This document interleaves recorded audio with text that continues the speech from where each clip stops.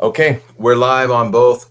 I'm Aaron Little, still the captain, will always be the captain. I can tell that story later. Today, we're going to talk about credentials and compliance, which are critical to healthcare staffing. And on TikTok, throw in the comments or follow on LinkedIn or YouTube or Facebook. And you can see the whiteboard session that we'll have going on with some of the best practices about credentials and compliance, which again are super critical in the healthcare staffing space.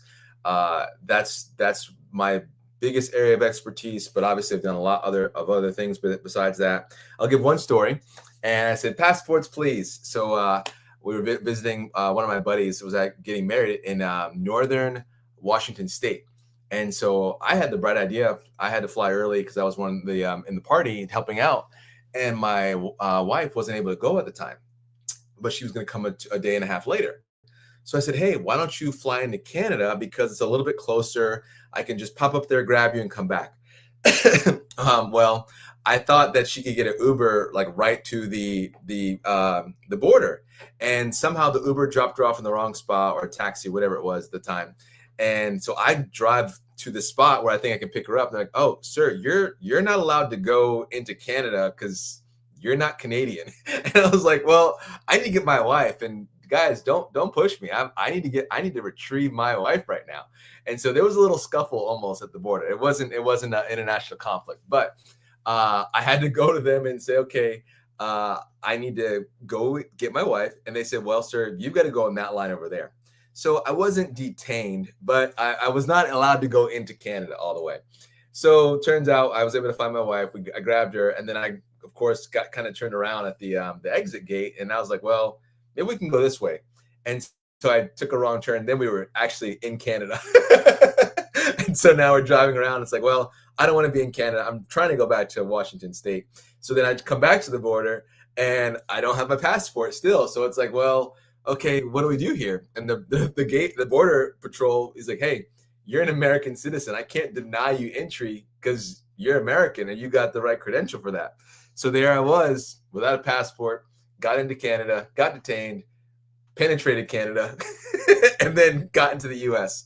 All that to say, when in doubt, have more credentials than you need, right? So that's the joke. That's the intro story here. We're going to talk now about credentialing, credential management. So in healthcare staffing, one is like speed. It's speed of credentials, speed. Well, and even before speed, we really should say accuracy. Are your credentials valid? Are they up to date? Are they not expired? This is critical, right? So, and especially there's two perspectives. If you want to win an order, if you want to win an assignment, you've got to have speed. But if you don't have the right documents or all the documents, then you don't have accuracy. And so it's a two-way street. And if you have everyone perfect, but it takes you 4 days to submit a candidate, then you didn't have enough speed, even though you had pristine accuracy. There might be some balance and some nuance where you might have a light credential package to submit someone for an assignment or a potential opportunity, and then you have to give more later. And so there's a little bit of combination of speed and accuracy. Don't read this as inaccurate or expired. That's not what I'm saying. It's just, hey, how do you game the game a little bit to get your candidate submitted? Two is the evergreen process. I think when you get to this, and I got the new whiteboard. I'm trying to get all this technology here. When you get to a process in which you have orders that you want to be working towards, you've got to have an evergreen process where you're able to keep those credentials fresh, keep everything fresh, top of mind, with no problems. And if you do that, then you're able to submit quicker. And let me minimize. I got like 3 screens going. This is fantastic. I see a double point person here. All right, perfect. And so if you can have everything evergreen and having reminders and alerts and things like that to say, hey, Susie, this is expired. Can you upload a new CPR card or a new credential? That keeps that speed piece good because now you can submit them faster. And of course, this maintains your accuracy. So can you become evergreen in your credential system and your credential management? One thing I really love, and I'm going to build something. Someone's going to build it. I think there's already versions being built here, but we got to innovate in this space. So as an example, when I talk about innovation, where we pay people now with Venmo and Cash App and all these things, and that transactions verify with blockchain technology, saying, "Oh, Aaron gave Susie $100," and then the blockchain verifies that that transaction went through, and we're confident that Aaron got the money and Susie got the money, or Aaron sent the money, Susie got the money. So in the credential space, we're not doing that yet. Not at any kind of scale, not uniformly across the whole ecosystem of healthcare staffing. And so that's a miss. That's an opportunity where that technology provides the accuracy because of the blockchain, but also the speed because of using digital technology. And so having these digital wallets, digital credential management, passports, if you will, we can go back to the passport example. That's the future that has to get built. And the way I see it going is, as an example, let's say we talk about an ER nurse who's very, very important, or ICU nurse who's very, very important, and all nurses are important. Don't hear that wrong. But now they have a passport that's credentialed and verified with blockchain and then evergreen maintained. Then she should be able to go to any hospital that she wants to go to, share this digital card, this digital passport, and then the facility be able to verify all her documents in 1 second, 1 minute. It's all should be verified. We don't have that yet. And so that's a big issue in the healthcare space on speed and credentials and credential management. And that can proliferate up and down the chain of command to internal employees. It can also go to providers and higher level clinicians, and of course down the food chain to lower status clinicians or personnel working in these healthcare facilities. But it's the same thing as now a COVID card was invented out of nowhere when COVID happened, and now there's a COVID card. Okay, guys, how do we get a nurse card? How do we say this is a doctor card that verifies that doctor with digital blockchain technology to privilege them in minutes, not months? Remember, that's the average. The average is months, like something like 12 weeks or 9 to 12 weeks. I'll Google it, but I'll research it. Oh, that's the right way to say it. I'll research that, but it's not 0 weeks, unfortunately, and it's not 1 day or 2 days. It's 40 hours of work for someone to call around and primary verify providers, and that's just not the right thing because it takes too long for patients to get care. That's the whole root of all this: is how do we get more patient care, and we got to credential our clinicians faster. We've got to be in compliance faster. I'm working on some state level compliance for some of my projects, and the amount of paperwork required is just insane. But I understand. So it's one of those things where, how do I share the paperwork that I filled out in Florida that said I'm verified with Washington State, and say, hey, Florida accepted these. Where's the reciprocity on a state level that I can be, my company can be verified state to state? That doesn't exist yet. It should exist. It's one of those things where everyone has their own not connected bureaucracy. And what I think we'll see, and this is a general statement, but what I think we'll see over the next several years and maybe decades is more aggregators. And so as an example, I use the Netflix example a lot. Netflix was by itself 12 years ago. Now there's 100 channels. And so Apple TV and even Prime and now even the TVs work as aggregators where you can have all your apps under one platform. So I go to Apple TV. Apple TV tells me, oh, if you want to watch that show, you got to have Peacock, or you got to have Hulu, or you got to have Disney Plus. Okay, great. But I go to one spot and then I link all my memberships to that one spot.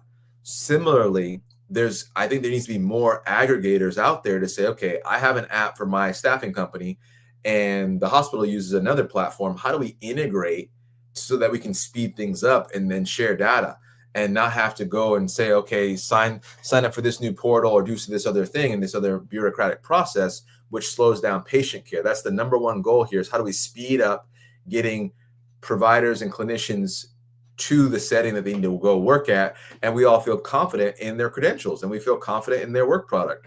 And so I think there's going to be a lot more aggregators that come up over time in various settings to get all that data securely in one spot accessible to say, yep, Aaron's verified. Like it's your TSA pre-check. That's all this is. But we need that for providers to move faster in the credentialing and onboarding flow. And that's just for US based people. If we have others coming from different countries, of course, that process is too slow. And it's one of those things where we have the need. So how do we go faster? And that's the whole goal. And we want to continue to work on that. So I think innovation still can happen in this space. It's still critical. And if you don't have the budget to do what I talked about with building a blockchain tool, that's okay. But what can you do? So can you get the evergreen thing set up? Can you get a text alert set up for your clinicians to say, hey, upload a new CPR card every year on their birthday, or a birthday reminder, hey, happy birthday, and time for us to refresh all your credentials. And we just go from there and see where do they sit, how are they doing on from a credential management standpoint, and can you deploy them so that you get paid as the agency, or that the clinician gets paid as a clinician, because they can go. And then of course the patients get patient care. Imagine that. So those are some of the keys there. And if you have questions or comments, feel free to throw them in the chat. We have the chat going on LinkedIn, Facebook, YouTube, and then on Twitter, TikTok, excuse me. People can make comments here. I don't think I see any comments or questions yet. And that's okay. Everyone jumps on, hears something good, or doesn't hear something they're looking for, and they jump out. I love it. So people are just in and out, ticking and talking. So here we go. Innovation. And the last thing I would say, or the next thing I would say is, besides innovation, is client needs. If you can know exactly what a client needs from a credential standpoint, this actually also speeds things up. And it might be part of the accuracy and submission portion as well. But as an example, I've had clients before that needed an extra packet. They needed extra something or other. And so we didn't always have it. So we had to go back to the clinician and get it. And then we have to know that when we have that certain client, we've got to send that certain credential packet. So there's an organization setup piece that you can get here where it's like, well, how do we make sure that this client, as part of their client onboarding, we know exactly what's required to be able to give them what that clinician needs. Hold on a second. I think I was getting some background issues. Let's see. Was there an issue on this? Okay. I think it's okay. If there's background, sorry. I'm trying to minimize the noise. But you can also just go a little bit faster if you already understand what your client needs are, what do they look for, and then having that broken out by certain client types. I was able to say, tier clients. So tier 1 clients required a full workup. Tier 2 required a couple less things. Tier 3 required a couple less things. And then I would also have clinician makeups to say, hey, tier 1 clinicians can go wherever they want. If I've only credentialed clinician up to tier 2, they can only go to these places, and then down the road to tier 3. We don't want to go past tier 3. Those are not the greatest places. So I'm just looking to see if there's any comments here, questions about credentials and compliance. I think it's one of those things too, where from a compliance standpoint, knowing where you want to go, how big do you want your business to be, what should your business look like, and let's see. Oh, I can't do any co-hosts for right now, but sorry, I'm still learning TikTok. We want to make sure that we have a vision of where does our business need to go, what states do we need to be into, how do we forecast that into making sure that we are able to be fully compliant in new states, new territories, new areas. What do we need to get ahead of to make sure we can still move fast once we're compliant? And that takes some vision, that takes some forethought, takes some guts. Sometimes you got to take a risk and pay and register in a state that maybe you might not get there for 6 months, but having the groundwork there takes 6 months. So maybe you got to weigh those things out with your budget and your vision of where you want to go. I could talk about a lot of these things all day long, but I would say a couple things that are critical is just remembering, this is all about patient care for healthcare staffing. Speed matters, and to grow your business, because there are competitors out there. There's people that are fighting for those orders and jobs as well. So if you can have a tight back office process or a tight process to make sure your clinicians that you're sending are quality, able to be vetted quickly because you already up to date on all your credentials, that's what's going to help you win in the long run. So I'll pause and see if there's anyone asking questions on either platform or all the platforms. All right. So I'm going to challenge all the TikTokers. If you're in and out, ask a question and you get real-time answers. Ooh, one new message. Let's see what the message is. Oh, I can't see it. Okay, one new message. I'm clicking on it.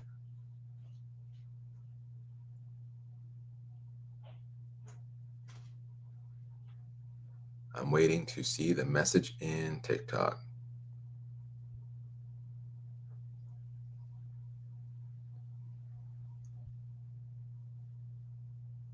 All right, that was just a joining message, I think. It wasn't a question message.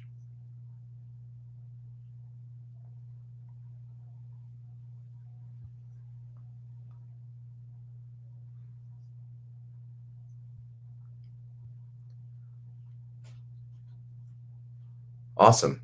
Well, I've covered everything I wanted to cover for today on credentials. Again, it's one of those topics that is very, very important. I don't want to minimize it, but it is very nuanced. So it just depends on what business you have and what your goals are. But I'm a fan of figuring out how to be more evergreen, how to be faster, how to have more innovation in the space. And there's going to be a world where there's more aggregation. And I might be the person that builds it, and that's okay. I don't mind building new things. It's just one of those where when we have these opportunities for innovation, especially in healthcare staffing, it truly does hit and impact patient care and patient lives. And so we have to be comfortable and willing to innovate in this space to go faster. And that's what I've done before in my other companies, especially Gale. We were able to innovate a lot in that space and do something that no one had ever done at tremendous scale by building a mobile staffing platform that essentially was Uber for nurses. And so by pre-credentialing, pre-drug screening, pre-background checking them before we ever sent them to work, we did all these things on the front end and front loaded it. Now I could deploy thousands of clinicians in seconds with a mobile app. It took time, it took money to get to that point, but you got to look at your business model and say, okay, what's a bottleneck for me? And if it's credentials, that's a question to say, how do you do that beforehand? You say, well, Aaron, it costs a lot of money. Okay, well then let's look at your business model to say, how do you make money? Are you charging enough for the hot dog? Or are you giving away too cheaply and you're going to run out of business anyway? So you've got to figure out those things. Who can do the work? Can AI do some of the work for you? Can you get some of that work done? And by a high school student, I had to talk to two high schools today that we're going to probably hire for part-time jobs. Can you get the work done in India? I hired a few people in India today. Can you get the work done by the clinician? Can they validate their own work and say, hey, these are my updated credentials, and they're on top of their own game? There's a lot of ways to solve the problem that don't always cost a lot of money. And when you can get to those things, then that helps you scale your business to go to the next level. So I'm just trying to help you go to the next level, grow a good business, and of course, be able to serve the population, the community, with vetted clinicians that can do a good job. So that's my advice for today. That's my encouragement. Any questions, feel free to DM me, email me, hit me up on LinkedIn, social media. And thanks so much, everybody. I'm going to end this